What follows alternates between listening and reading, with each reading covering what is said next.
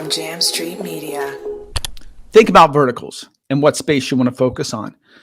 Is it mostly female content? Is it true crime? Is it sports? Is it whatever? But keep it consistent, because that way you can sell across your whole network, which is the whole point of having a network, because you have more inventory to sell.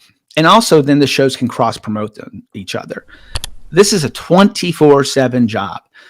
When you're doing social media promotion, you've got to be there and build your community. That's what social media is about. It's building your community, but you don't build community if you're not interacting with them. So, getting in, interacting on social, interacting on Reddit groups that are similar to, what you're doing. This is a great way to start building audience and bringing people in. And word of mouth is still a huge thing in our industry to get people to come in.